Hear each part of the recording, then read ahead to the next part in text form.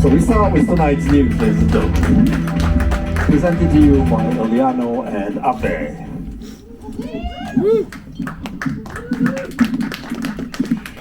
Yeah, we tried. Jimmy Åkesson wanted to deport all the people that are protesting and supporting Palestine. And the Swedish people are protesting against that. Why he only wants to deport the immigrants, not the Swedes. Abe. Thank you, Eliano. First, I wanted to do this in Swedish, but then I decided to do it in English so that all the immigrants can understand. Okay.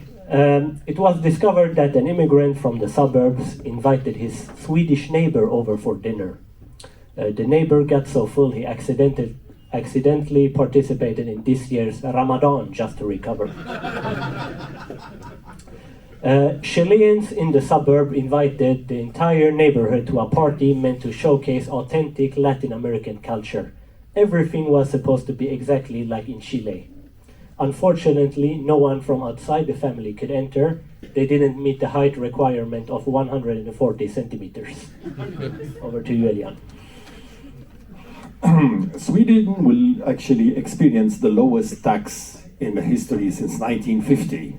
The tax is going down to 41%. What the fuck? Apparently, Sweden have a problem with calculation because according to the statistic, the third most popular in the election is ruling the country. To you, Abe. Companies. Hello? Oh, yeah. Companies are worried that AI will replace human workers. But the suburbs are not scared. We already have AI. Ahmed Ibrahim from Biskopsgården. He explains, I change tires, I sell kebab, I fix PlayStation. Bro, I am AI. After the Swedish krona crashed, the suburbs decided to introduce their own currency, kebab coin. One kebab coin is always worth one kebab. Inflation can't touch us, explains the suburbs' financial expert and also the same Ahmed Ibrahim.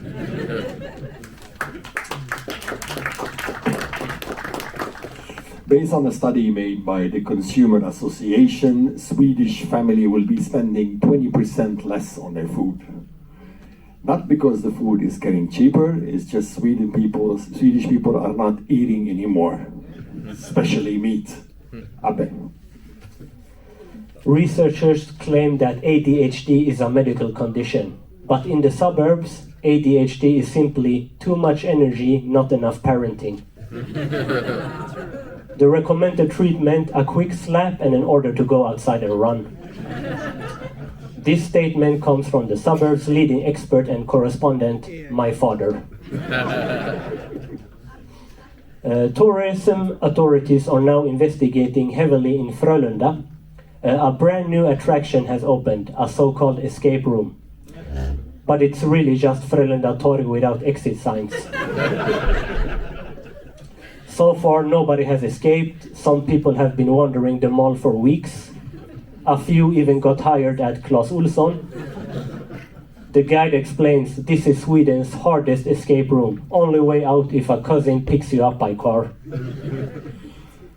Last week, the judge have already come up with a decision regarding the actions that happened in Stockholm a couple of weeks ago.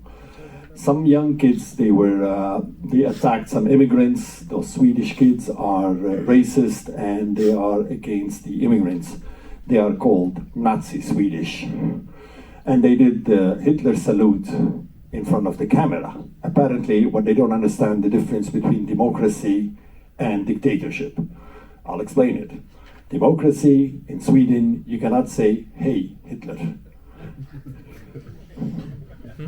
Dictatorship in 1940 in Germany, you cannot say, hey, do Hitler.